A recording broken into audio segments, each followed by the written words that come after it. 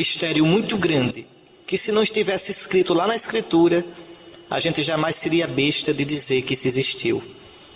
A carta aos Hebreus, no capítulo 5, versículo 8, diz que Jesus aprendeu a obedecer e sofreu com isso. Eu vou ler o texto todo de Hebreus. É ele que nos dias da sua vida terrestre apresentou pedidos e súplicas àquele que o podia salvar da morte, e foi atendido por causa de sua submissão.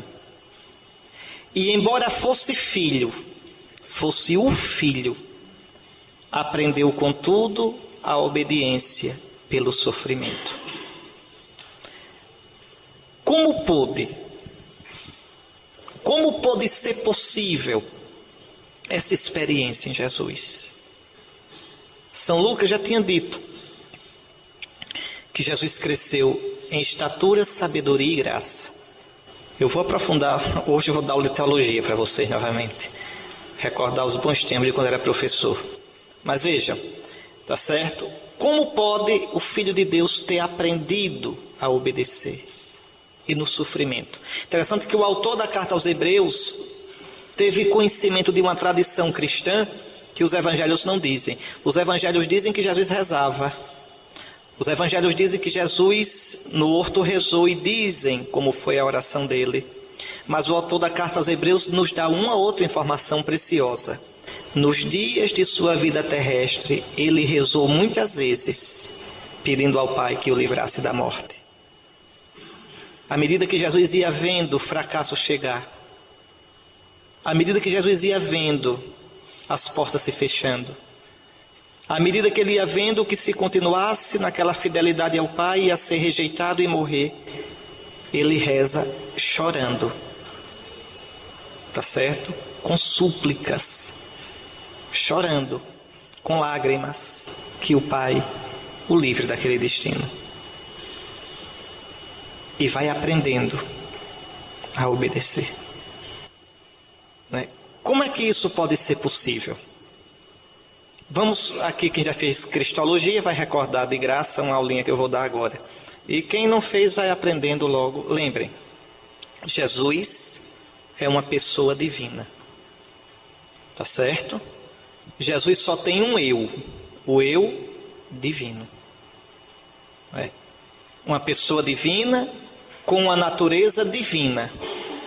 A natureza divina de Jesus não é só igual à do Pai e à do Espírito Santo. A natureza divina de Jesus é a do Pai e a do Espírito Santo. Cuidado, em Deus não há três naturezas iguais, há uma natureza só. A natureza divina de Jesus é a do Pai e a do Espírito Santo. A unidade não é só genérica, unidade do gênero Deus. Esse é divino, essa natureza é divina, essa é divina. Não. A unidade é genérica e numérica. Há uma só natureza divina. Veja, então Jesus é uma pessoa divina com a natureza divina.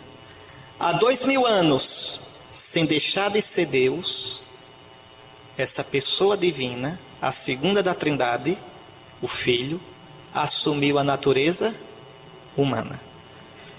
Tá certo? Então Jesus é uma pessoa divina com a natureza divina que ele sempre teve e a natureza humana que ele assumiu. Primeira coisa. Segunda coisa, nos evangelhos, enquanto esteve neste mundo, tudo que Jesus fez é a pessoa divina fazendo na natureza humana. Não é na natureza divina. Se fosse na natureza divina, não haveria humilhação, esvaziamento, a kenosis de Cristo. Tá certo? Para os que já fizeram teologia, lembrem-se os senhores que o que o concílio de Calcedônia ensinou. Cremos em um só Senhor, Jesus Cristo, uma só pessoa divina, em duas naturezas, sem mutação, sem confusão, sem divisão, sem separação. Então elas não se misturam nunca. Nunca. Jesus nunca age de uma vez só na natureza divina e humana dele. Não. Não, de jeito nenhum. Eu volto já a isso. Para a minha conversa não ficar teórica, o que é, no frigir dos ovos, natureza e pessoa? Quando eu digo em Jesus, há uma pessoa divina com duas naturezas, uma divina e humana. O que é isso? O que é pessoa? O que é natureza? Entendam. Pessoa, na verdade, na gente, a gente não sente a diferença não, viu? Eu sou uma pessoa humana com uma natureza humana, mas eu não tenho como separar isso. O que é uma pessoa? A pessoa é o eu. Você quer descobrir o que é da pessoa? Pergunte quem. Pronto. Eu tenho sede, de Jesus na cruz. Quem tem sede? A pessoa. A pessoa é o sujeito da frase. Pronto. Pessoa igual a sujeito. Quem tem sede? A pessoa divina. Repare, na cruz Deus teve sede. Olha que coisa. Na cruz, a segunda pessoa da Trindade, Deus, teve sede. Na cruz, Deus, a segunda pessoa da Trindade, morreu. Então, o sujeito é sempre a pessoa. E a natureza? Atenção. A natureza é o modo concreto como a pessoa existe, como a pessoa se manifesta. Para você saber a natureza, você pergunta como, de que modo. Então, pessoa, quem? Natureza, como, de que modo? Jesus diz na cruz, tenho sede. Quem tem? A pessoa divina. Em Jesus só há uma pessoa divina, a segunda da Trindade. Mas como Deus pode ter sede como homem? Ontem eu disse para vocês, em Jesus Deus se humanizou. Deus sentiu o que eu sinto. Veja, em Jesus Deus experimentou o que eu sinto. Deus viveu o que eu vivo. Deus cansou-se. Deus teve sede. Essa sedezinha vagabunda que ele teve. Deus suou. Deus precisou se alimentar. Deus teve necessidades fisiológicas. Como pode? Porque ele se humanizou como homem. Em Jesus, Deus morreu como homem. Deus morreu, quer dizer, a segunda pessoa divina morreu humanamente. Ele experimentou na natureza humana dele tudo o que a gente experimenta. Porque entendam, deixa eu dizer só mais uma coisa. A natureza não é como a roupa que eu visto, que eu posso tirar. Tá certo? A natureza, ela se faz um todo com a pessoa. De modo que o filho, mesmo sendo Deus, sentiu a dor da morte, sentiu o medo, sentiu a angústia, sentiu de verdade.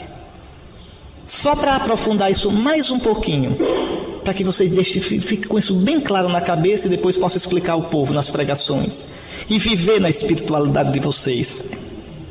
Então Jesus, repare, a pessoa divina de Jesus, na natureza divina, ele nunca deixou o Pai. Na natureza divina, ele é um com o Pai. Nunca. O Filho nunca deixou o Pai. O Filho enche o céu e a terra. Mas ao mesmo tempo, assumindo a natureza humana, ele experimenta tudo de verdade. Não é falso não. Não é teatro não. Ele experimenta humanamente tudo o que nós experimentamos. Isso a igreja reza no Natal, no ofício divino. Estava na manjedoura, dormia no presépio como homem, reinava no céu como Deus. Veja, choramingava na manjedoura e é a palavra eterna que tudo sustenta. Mamou no seio da Virgem e como Deus dava de comer às aves do céu. Então vejam, então, no Evangelho o que você vê é a pessoa divina, o Filho, vivendo de verdade, sentindo de verdade tudo o que nós sentimos. Ainda falta dizer mais uma coisa para vocês entenderem bem essa história. O que é que forma a natureza humana? O homem, a natureza humana é composta de quê?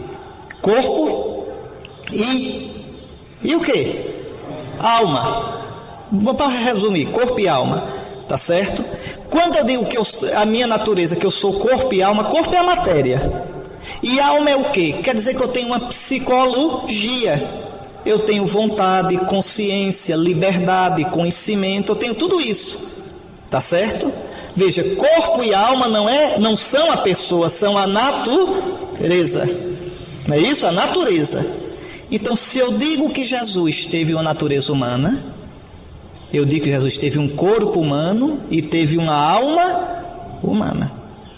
Os que já fizeram cristologia têm que saber isso na ponta da língua. Os outros fiquem sabendo, tá certo? Jesus teve corpo humano e alma humana. É errado pensar assim. Em Jesus o que é corpo é humano e o que é alma é divino. Aí Jesus não tinha se feito homem, tinha se feito corpo somente. É como aqueles bonecos que tem posto de gasolina, não bota os bonecos assim de ar, não é? Não, Jesus seria isso, Deus aqui dentro dirigindo um corpo. Não, isso não é homem. A Escritura não diz que o verbo se fez corpo, diz que se fez carne. Carne é o homem todo. O homem todo, tá certo? Corpo e alma. Quem fez cristologia aqui deve se lembrar. Já teve um bispo que ensinou heresia, essa heresia, eu não ensinei não, mas já teve um bispo, quem lembra o nome dele, que dizia isso? Jesus, o que é humano é corpo. Jesus não tem alma humana, né? A parte da alma é Deus, é a segunda pessoa da Trindade. Qual era o nome do herege, do bispo que ensinou isso? Quem se lembra? Quem se lembra? Ai. Cleito, você estudou cristologia comigo, não estudou, Cleito? Você estudou o que comigo, Cleito? Trindade? Não, na história ensinou que em Jesus há duas pessoas. Ari ensinou que Jesus não é Deus. Quem foi que ensinou isso? Os de Aracaju.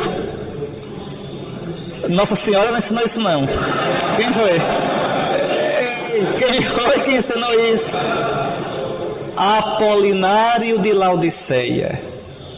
Apolinário, bispo de Laodiceia.